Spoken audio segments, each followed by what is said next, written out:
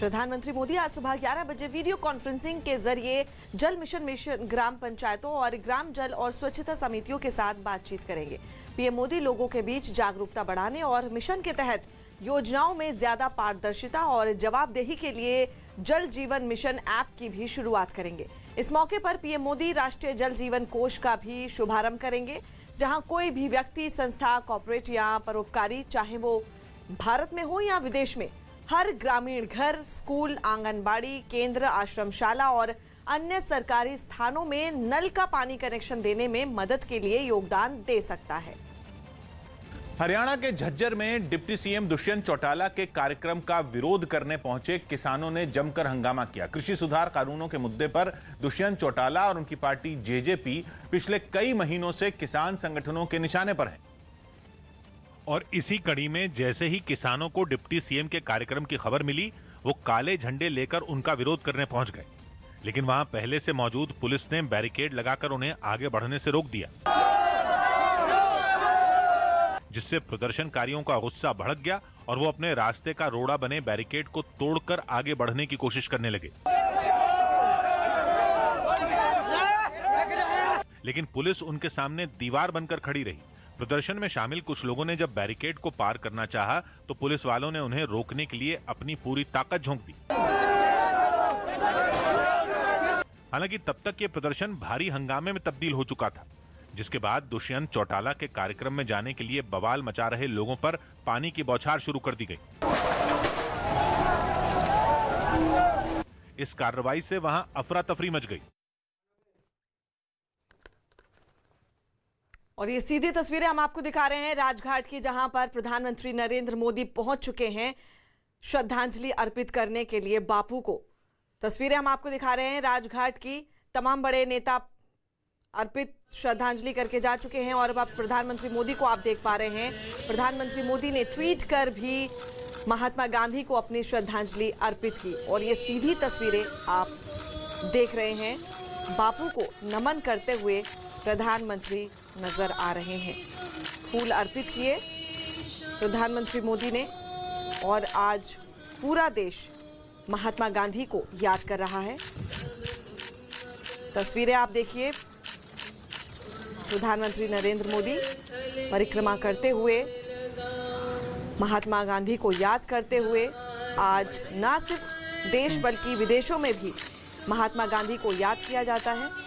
और ये तस्वीरें हम आपको दिखा रहे हैं राजघाट की, जहां पर प्रधानमंत्री मोदी पहुंचे श्रद्धांजलि अर्पित करने महात्मा गांधी को।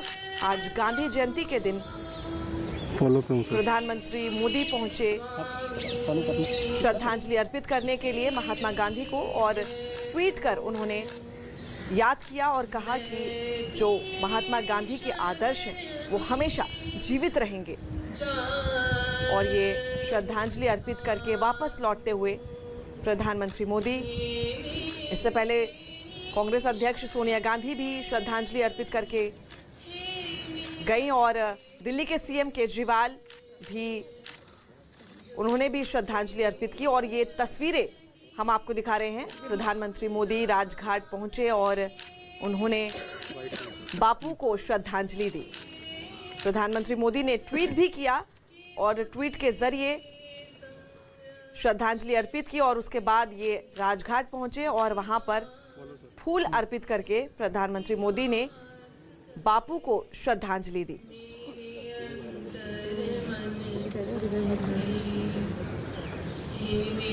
और लोकसभा अध्यक्ष ओम बिरला की तस्वीरें भी आप देख रहे हैं, उन्होंने भी श्रद्धांजलि अर्पित की।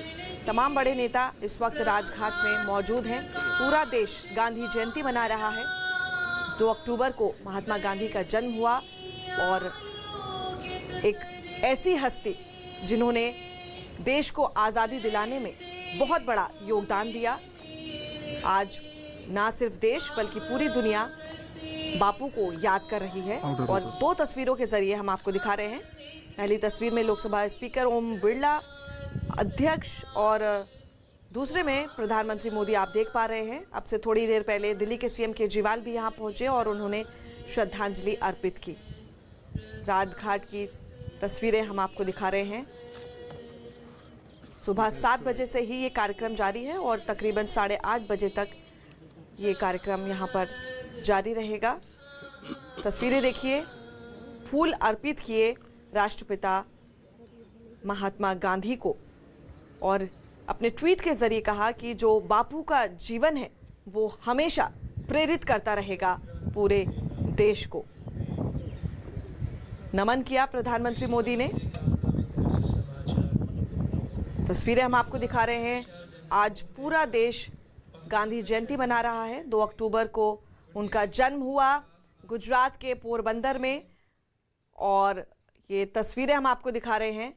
अब से थोड़ी ही देर पहले सोनिया गांधी वहां पर पहुंची थी, उन्होंने श्रद्धांजलि अर्पित की और अब प्रधानमंत्री मोदी भी वहां पहुंचे और उन्होंने श्रद्धांजलि अर्पित की। आपको बता दें, सुबह से ही जो तमाम बड़े चेहरे हैं उनका राजघाट पर पहुंचने का दौर शुरू हो चुका है। सोनिया गांधी थोड़ी देर पहले पहुंची, दिल्ली के सीएम केजरीवाल भी पहुंचे, उनके साथ मनीष सिसोदिया भी मौजूद थे। फिर प्रधानमंत्री मोदी श्रद्धांजलि अर्पित करके उन्होंने श्रद्धांजलि अर्पित की और ओम बिरला भी उनके बाद वहां पर पहुंचे और उन्होंने बापू को श्रद्धांजलि अर्पित की। ये 3 तस्वीरों के जरिए हम आपको दिखा रहे हैं कि किस तरह से बड़े बड़े नेताओं का यहां पर पहुंचना शुरू हो चुका है और प्रधानमंत्री मोदी ने ट्वीट कर उनको, महात्मा गांधी को याद किया और कहा कि जो उनका जीवन है वो हमेशा लोगों को प्रेरित करता रहेगा। आज के दिन महात्मा गांधी का जन्म हुआ था। 1869 में गुजरात के पोरबंदर में उनका जन्म हुआ और देश की आज़ादी में महात्मा गांधी का बड़ा योगदान, जो ना सिर्फ हिंदुस्तान बल्कि दुनिया में हमेशा उनको याद किया जाएगा कि किस तरह से एक साधारण व्यक्ति की तरह उन्होंने अहिंसा का मार्ग अपनाया और देश को आज़ादी दिलाने में एक बड़ी भूमिका निभाई। उनके आदर्श, उनके उसूल हमेशा ये देश याद रहेगा। यही बात प्रधानमंत्री मोदी ने अपने ट्वीट के जरिए की और ये 3 तस्वीरें हम आपको दिखा रहे हैं। सोनिया गांधी ने श्रद्धांजलि अर्पित की, केजरीवाल ने भी वहां पहुंचे और फूल अर्पण किए। उसके बाद प्रधानमंत्री मोदी नजर आए और उन्होंने भी महात्मा गांधी को अपनी श्रद्धांजलि अर्पित की।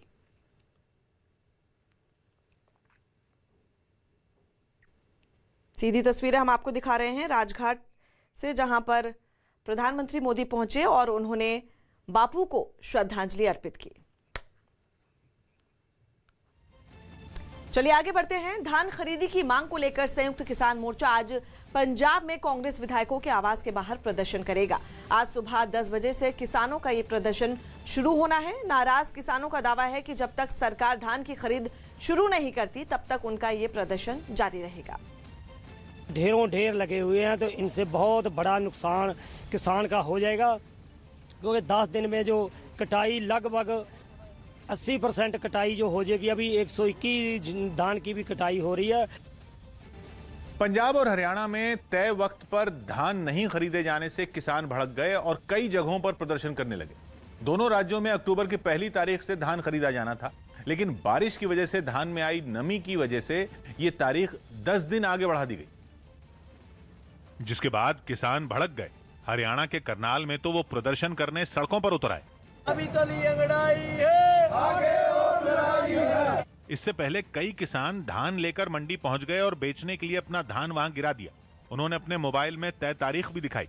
बहुत सारे किसान तो धूप में धान से भरी ट्रॉली लेकर खड़े ही रह गए। गुस्साए किसानों ने प्रदर्शन तेज करने की चेतावनी भी दे डाली। या तो कल तक 2 तारीख तक ये खरीद चालू कर दो, नहीं तो परसों 3 तारीख को जितने भी सांसद और जितने भी एमएलए ना ट्राली उनके घर के सामने होगी। ये मामला पंजाब और हरियाणा दोनों राज्यों का है, इसलिए अकाली दल भी इसमें कूद पड़ा और उसने पंजाब सरकार और केंद्र सरकार को घेर लिया। पंजाब सरकार दी फेलियर और government of India the failure. इस बीच दिल्ली पहुंचे पंजाब के मुख्यमंत्री चरणजीत सिंह चन्नी ने इस मामले में प्रधानमंत्री से बात की और उनसे धान की खरीद शुरू करवाने की मांग की। मैंने उनको रिक्वेस्ट की है कि आप इसको अभी शुरू करवाएं, तो उन्होंने मुझे विश्वास दिलाया कि मैं बात करके इसका हल करूंगा। केंद्र सरकार के पंजाब और हरियाणा को भेजे गए खत के बाद धान की खरीद रुकी। क्योंकि उसमें तारीख आगे बढ़ाने की बात लिखी गई थी और दलील दी गई थी कि पंजाब और हरियाणा में बारिश के कारण धान में नमी पैदा हो गई है। इस वजह से राज्य सरकारें अपनी एजेंसियों को निर्देश दें कि जब तक धान सूख नहीं जाता तब तक उसे न खरीदा जाए। केंद्र की ओर से यह भी लिखा गया कि सरकारी एजेंसियां 11 अक्टूबर से खरीदारी करें, जबकि पंजाब और हरियाणा में अक्टूबर की पहली तारीख से धान की खरीद शुरू होने वाली थी। उधर करनाल में भी किसान सरकार के इस फैसले से नाराज हैं और भारतीय किसान यूनियन के नेताओं ने इस फैसले के विरोध में प्रदर्शन का ऐलान किया है। खबर है कि करनाल में किसान सीएम आवास का घेराव करेंगे और इसके लिए भारी संख्या में किसानों से ट्रैक्टर ट्रॉली लेकर करनाल पहुंचने को कहा गया है। यहाँ 10 बजे अनाज मंडी में इकट्ठे होकर सभी किसान साथी ज़्यादा बड़ी संख्या में और अपने ट्रैक्टर ट्रालियाँ साथ लेकर सीएम हाउस का घेराव करेंगे और जितनी हमारी ट्रालियाँ फसल की भरी खड़ी हैं वो सीएम हाउस के अंदर उतारेंगे। उधर खाद्य विभाग के अधिकारियों ने सरकार के इस फैसले का बचाव किया और धान की फसल में नमी होने का दावा करते हुए इस फैसले से किसानों की मदद करने की बात कही। खाने की प्रक्रिया पे हम लोग जोर दें और जो धान है उसकी खरीद एक नियमितवार तरीके से हो, सुचारू रूप से हो, बिना किसी दिक्कत के हो, उसके लिए ये बेसिकली टाइम दिया गया है। पश्चिम बंगाल के कई शहरों में हुई भारी बारिश ने हालात इस कदर बिगाड़ दिए कि वहां के लोगों की रोजमर्रा की जिंदगी पटरी से उतर गई। आसमान से बरसे पानी की वजह से कई इलाके पूरी तरह पानी में डूब गए, जिससे वहां रहने वाले काशी विद्यापीठ से शिक्षा हासिल की, महात्मा गांधी जी के विचारों से प्रभावित होकर असहयोग आंदोलन में हिस्सा लिया। स्वतंत्रता संग्राम में आपका अहम योगदान रहा। और ये तस्वीरें हम आपको दिखा रहे हैं राजघाट की, जहां पर आप प्रधानमंत्री बने। चलिए देखिए, महात्मा गांधी को श्रद्धांजलि अर्पित करने के बाद अब लाल बहादुर शास्त्री को अपनी श्रद्धांजलि देने के लिए प्रधानमंत्री मोदी यहां पर पहुंचे हैं और शास्त्री जी का जीवन हमेशा प्रेरणा स्रोत रहेगा, ये ट्वीट कर उनको श्रद्धांजलि दी प्रधानमंत्री मोदी ने। और सीधी तस्वीरें हम आपको दिखा रहे हैं, विजय घाट की तस्वीरें हम आपको दिखा रहे हैं। लाल बहादुर शास्त्री को प्रधानमंत्री मोदी श्रद्धांजलि अर्पित करते हुए आप देख पा रहे हैं। दो बड़ी शख्सियत महात्मा गांधी और लाल बहादुर शास्त्री की जयंती पर आप प्रधानमंत्री मोदी को देख पा रहे हैं। अब से थोड़ी ही देर पहले वो राजघाट में मौजूद थे और अब आप देख रहे हैं लाल बहादुर शास्त्री को नमन करने के लिए प्रधानमंत्री मोदी पहुंचे हैं। बाकायदा उन्होंने ट्वीट कर उनको याद किया और उनका जीवन प्रेरणा स्रोत बताया पूरे देशवासियों को। तस्वीरें हम आपको दिखा रहे हैं विजय घाट की, जहां पर इस वक्त आप प्रधानमंत्री मोदी को देख पा रहे हैं और लाल बहादुर शास्त्री को आजादी का अमृत महोत्सव उन्होंने श्रद्धांजलि अर्पित की। बलिदान और बहादुरी की अमर गाथाओं से प्रेरित होने का। सीधी तस्वीरें विजय घाट से हम आपको दिखा रहे हैं, जहां पर प्रधानमंत्री मोदी इस वक्त आपको नजर आ रहे हैं और उन्होंने फूल अर्पित किए और कुछ इस अंदाज में लाल बहादुर शास्त्री को श्रद्धांजलि अर्पित की। आपको बता दें, अब से थोड़ी ही देर पहले प्रधानमंत्री मोदी राजघाट पहुंचे, वहां पर उन्होंने महात्मा गांधी की जयंती के मौके पर वहां पर श्रद्धांजलि अर्पित की और अब विजय घाट में वो पहुंचे हैं, जहां पर वो लाल बहादुर शास्त्री को श्रद्धांजलि अर्पित करते हुए नजर आ रहे हैं इन तस्वीरों में। दोनों ही शख्सियत के लिए प्रधानमंत्री मोदी ने ट्वीट किया और कहा कि जो उनका जीवन है हमेशा देश याद रहेगा और प्रेरणा की तरह हमेशा हर भारतवासी उनके जीवन को याद करेगा, उनके योगदान को याद करेगा।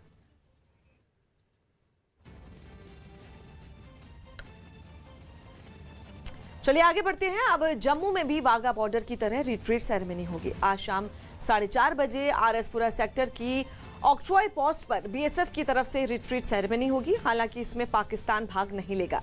रिट्रीट सेरेमनी का आयोजन बीएसएफ अपने ही इलाके में करेंगे। उपराज्यपाल मनोज सिन्हा विशेष तौर पर इस रिट्रीट सेरेमनी में शामिल होंगे।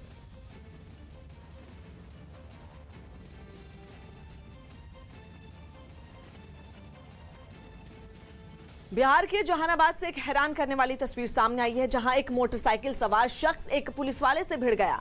बताया गया कि उस शख्स ने बीच सड़क पर अपनी मोटरसाइकिल खड़ी की थी, जिससे वहां जाम लग गया। आरोप है कि जब पुलिस वाले ने उसे मोटरसाइकिल हटाने को कहा तो वो आदमी पुलिस से ही भिड़ गया और उसने पुलिस वाले को जमीन पर गिराकर मारना शुरू कर दिया। सड़क के किनारे वो शख्स पुलिस वाले से मारपीट करता नजर आया। फिर कुछ लोग दौड़कर बीच बचाव करने के लिए पहुंचे और दोनों को छुड़ाने की कोशिश की। बड़ी मुश्किल से आरोपी को पुलिस वाले के ऊपर से हटाया गया। फिर वो पुलिसकर्मी खड़ा हुआ और उसने अपनी लाठी से आरोपी पर धावा बोल दिया। कुछ देर तक वो आरोपी वहां खड़ा रहा और फिर पुलिस के डर से भाग गया। मेरे ट्रैफिक का सिपाही उनको मोटरसाइकिल हटाने के लिए बोला तो काफी ताव में थे, सिपाही के साथ हाथापाई करने लगे। बाद में पुलिस ने उसकी मोटरसाइकिल जब्त कर ली और मामले में कड़ी कार्रवाई की बात कही। अमेरिका के हवाई राज्य में पृथ्वी के सबसे खतरनाक ज्वालामुखियों में एक ज्वालामुखी अचानक फट गया। ये वही ज्वालामुखी है जिसने वहां 3 साल पहले इतना कोहराम मचाया था कि 700 से ज्यादा मकान तबाह हो गए थे और हजारों लोग अपना घर छोड़कर भाग गए थे। हालांकि इस बार जिस जगह पर यह ज्वालामुखी फटा है वो पूरा हिस्सा एक नेशनल पार्क में आता है जहां आम लोग नहीं रहते। लेकिन अभी तो बस शुरुआत ही हुई है। आगे ये ज्वालामुखी क्या क्या रंग दिखाएगा उसका अंदाजा किसी को नहीं, क्योंकि तस्वीरें देखकर तो ऐसा ही लगा कि ज्वालामुखी का असली रूप सामने आना अभी बाकी है। ज्वालामुखी के अंदर हिलोरे मार रहे लावे को जहां रास्ता मिला उसने वहीं से ही जमीन फाड़ कर निकलना शुरू कर दिया। इसके बाद तो ज्वालामुखी पर उबलते लावे की ऐसी झील दिखी जिसमें मोटे मोटे बुलबुले फूटते नजर आए। लावा भी इतना सुर्ख कि देखने वाले की आंखें ही चौंधिया जाएं। एक तस्वीर ऐसी भी सामने आई जिसमें ज्वालामुखी के मुंह से धुएं और गैसों का ऐसा गुबार उठता नजर आया कि लगा जैसे वहां से बादल बनकर निकल रहे हों। पंजाब के बाद छत्तीसगढ़ में भी कांग्रेस में घमासान मचा हुआ साफ नजर आ रहा है। नेतृत्व परिवर्तन की अटकलों के बीच सीएम भूपेश के समर्थन में कांग्रेस के 10 और विधायक दिल्ली रवाना हुए। पहले से ही 18 से ज्यादा विधायकों का दिल्ली में जमावड़ा लगा हुआ है। बताया जा रहा है कि भूपेश बघेल के समर्थन में विधायक 57 एमएलए की सहमति वाले पत्र के साथ पीएल पुनिया से मिलेंगे और उसके बाद हाईकमान को इसके बारे में जानकारी दी जाएगी। कृषि सुधार कानून के खिलाफ सड़कों पर हो रहे विरोध प्रदर्शन पर सुप्रीम कोर्ट ने किसानों को फटकार लगाई और यहां तक टिप्पणी कर दी कि उन्होंने पूरे शहर का दम घोट दिया। न्यूज 18 के विक्रांत यादव की रिपोर्ट है कि किसान महापंचायत नाम के एक संगठन की याचिका पर सुनवाई के दौरान अदालत ने सड़कों पर हो रहे किसान आंदोलनों पर नाराजगी जाहिर की। इस संगठन ने याचिका में दिल्ली के जंतर मंतर पर सत्याग्रह करने की इजाजत मांगी, जिस पर सुनवाई करते हुए सुप्रीम कोर्ट ने सवाल किया कि जब कृषि सुधार कानूनों के खिलाफ अदालत में चुनौती दी गई है तो फिर सड़कों पर प्रदर्शन करने का क्या मतलब है। यही नहीं, जज ने यह भी पूछा कि क्या प्रदर्शन कर रहे संगठनों को न्यायिक व्यवस्था पर भरोसा नहीं है। इसके साथ ही कोर्ट ने सख्त लहजे में कहा कि सड़कों पर जो संगठन कृषि सुधार के विरोध में प्रदर्शन कर रहे हैं उन्होंने पूरे शहर का दम घोट दिया है जो रुकना चाहिए। और सड़क को जैम रखने पर भी जज ने सवाल उठाया कि एक बार कानून को अदालत में चुनौती देने के बाद प्रदर्शन का कोई तुक नहीं बनता, जिस पर याचिकाकर्ता ने सफाई दी कि वो प्रदर्शन कर रहे किसानों से अलग हैं और उन्होंने कहीं भी रास्ता जाम नहीं किया। तो कोर्ट ने कहा कि वो इस बारे में अदालत में हलफनामा दाखिल करे। अब इस मामले की सुनवाई सोमवार को होगी। बहुत ज़्यादा प्रॉब्लम है सर, हमें डेली आना जाना होता है, कहाँ से घूम के जाते हैं, सुबह ऑफिस जाना होता है। परेशानी तो है, घूम के आना पड़ रहा है। वहाँ से अगर रास्ता ये खुला होता तो ये रोड से ना जीना बना हुआ है, इससे क्रॉस करके पैदल भी हम आ सकते थे। वर्क फ्रॉम होम के लिए सरकार दिशा निर्देश तय कर सकती है। दोहा में भारतीय पुरुष टेबल टेनिस टीम ने एशियन चैंपियनशिप में ब्रॉन्ज मेडल जीता। उसे सेमीफाइनल में दक्षिण कोरिया ने 3-0 से हराया। भारतीय महिला क्रिकेट टीम ने मेजबान ऑस्ट्रेलिया के खिलाफ पहली पारी में 5 विकेट पर 276 रन बना लिए। दूसरे दिन भी इस टेस्ट में बारिश की वजह से कई बार खेल रोकना पड़ा।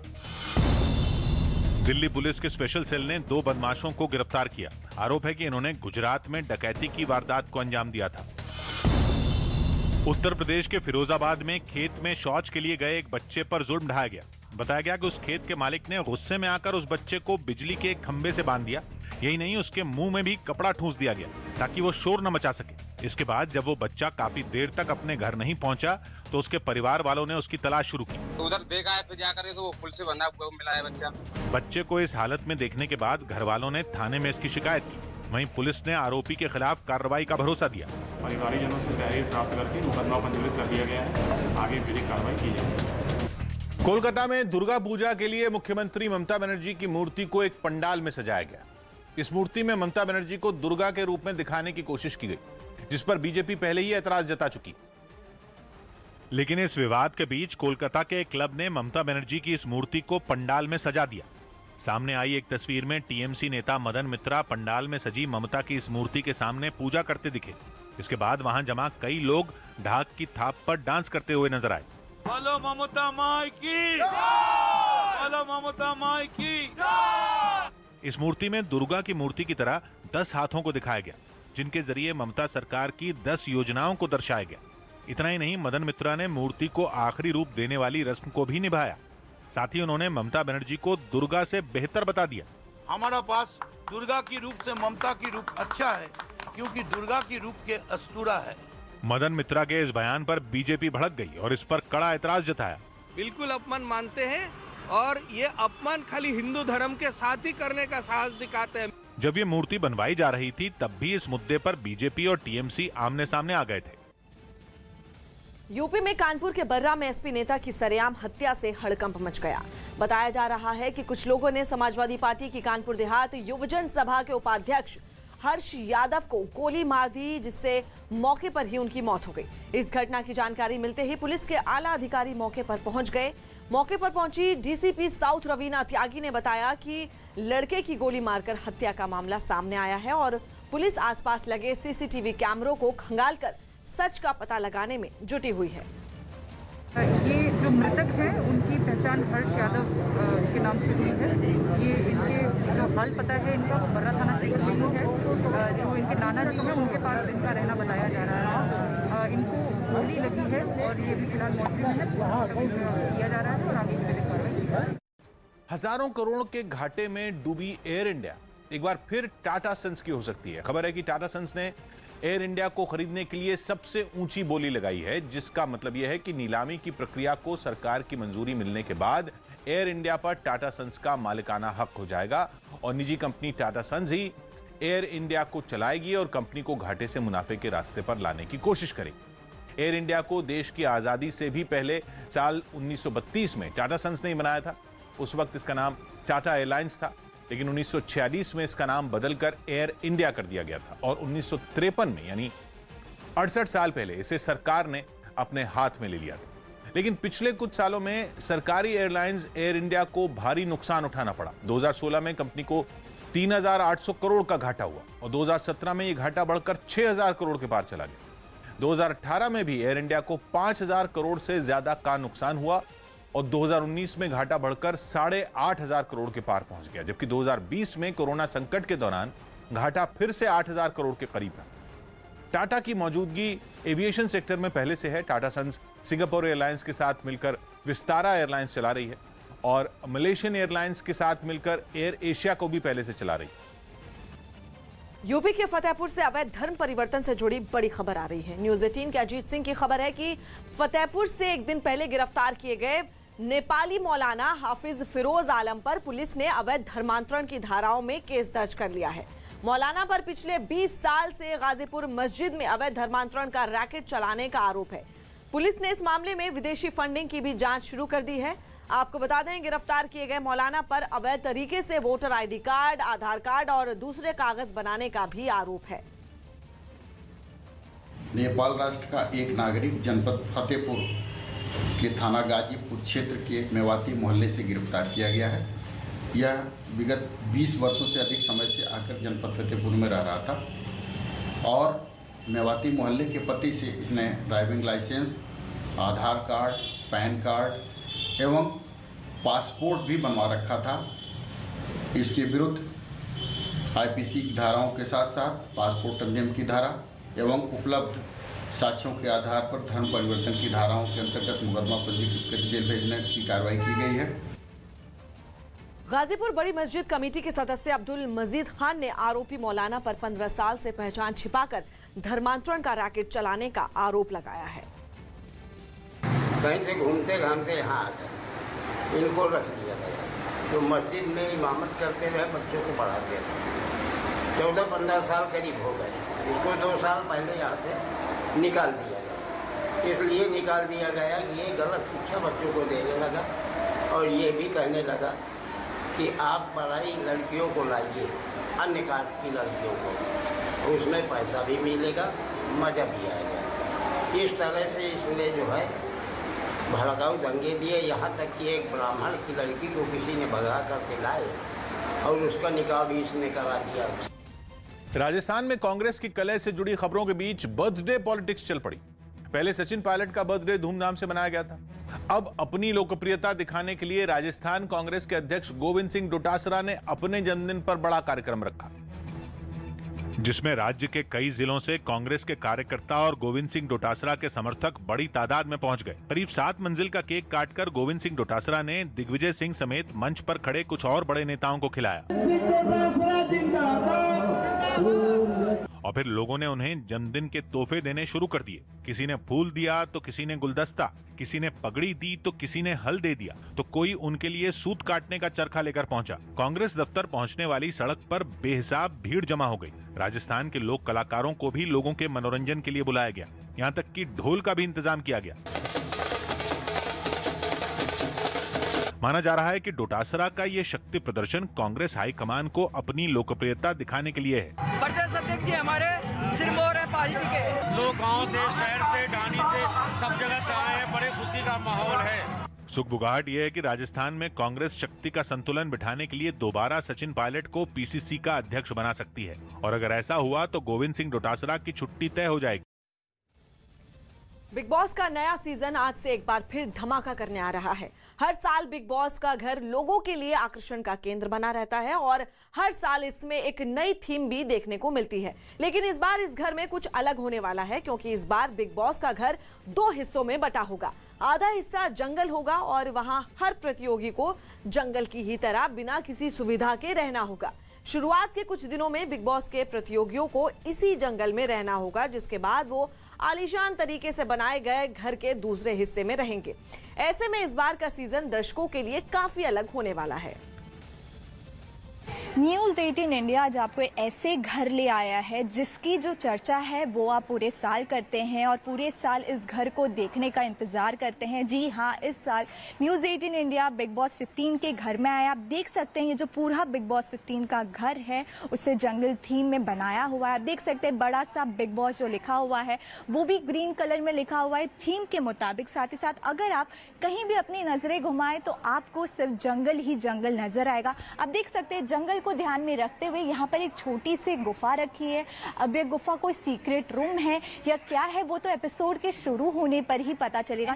जैसे कि आप जानते हैं वीकेंड के वार पे खुद सलमान खान आते हैं, तो जितने भी जो कंटेस्टेंट्स हैं वो इसी टीवी के जरिए जो है वीकेंड के वार पे सलमान खान से जो है वो बात करेंगे, जिसमें सलमान खान जो कंटेस्टेंट्स हैं उनकी जो है क्लास भी लेते हैं। साथ ही साथ जो अच्छा खेलता है उससे वाहवाही भी करते हैं। साथ ही साथ कई सारे लोगों को अच्छी सारी टिप्स भी देते हैं। आप इस बार बिग बॉस 15 का जो घर है वो 2 हिस्सों में बना हुआ है। जैसे कि इसके पहले न्यूज़ 18 ने आपको जंगल एरिया दिखाया, तो कुछ दिन जंगल एरिया में रहने के बाद जो जितने भी कंटेस्टेंट्स हैं उसके बाद वो इस वाले घर में जो है वो खुद ब खुद प्रवेश हो जाएंगे। आप देख सकते हैं कि जंगल एरिया के मुताबिक ये जो बिग बॉस 15 का घर है वो काफ़ी ज़्यादा लैविश है। घर है उसे काफ़ी डिटेलिंग्स के साथ बताया हुआ है। यहाँ पे भी आप देख सकते हैं कई सारी यूनिक चीज़ें हैं वो बना कर रखी। आप देख सकते हैं यहाँ पे एक रेनडियर बना हुआ है और वो इतना ज़्यादा खूबसूरत है। उसमें अलग अलग जो लाइटिंग्स है वो बना कर रखा है। और ये जो पूरा एरिया है, ये जो किचन एरिया है उसमें हम आपको ले चलते हैं। ये है बिग बॉस 15 के लैविश घर का किचन एरिया। आप देख सकते हैं ये वही किचन एरिया है जहाँ पर आपको खाना बनाने को लेकर, घर का काम करने को लेकर, बर्तन धोने को लेकर, काफ़ी सारा चीज़ों को लेकर लोगों की लड़ाइयाँ आपको देखने मिलेंगी। हमने आपको बिग बॉस के लिविंग रूम की तस्वीरें दिखा दी, लेकिन इस बार हम बिग बॉस के 15 के बेडरूम में मौजूद है। आप देख सकते हैं ये जो पूरा थीम है उसे येलो रखा हुआ है। साथ ही साथ आप देख सकते हैं किस तरीके से येलो और ब्राउन का थीम के वजह से बेड रखा हुआ है। सिंगल बेड है, डबल बेड्स है, हर बेड्स के बगल में आपको लैंप्स नजर आएंगे। साथ ही साथ अगर आप ऊपर देखें तो एक बड़ा सा रेड में शेर की मूर्ति शोपीस लगा हुआ है, उसकी बड़ी बड़ी विंग्स आपको नजर आएंगे। दिन में प्रोटी लगेगा, रात में डरावना है, लेकिन डरावना में अब लव भी आ जाएगा, पैदा होगा, क्रीपीनेस भी आएंगे, कीड़े भी आएंगे, इंसेक्ट्स भी आएंगे। कहाँ सोने वाले हैं हमें पता नहीं, लेकिन वो एक मज़ा अलग है। एक हमने कभी डिज़ाइन नहीं किया, तो दैट्स वाई जब डिज़ाइन कर रहे थे ना तो ये भी डाल सकते हैं, ये भी डाल सकते हैं, क्या करें।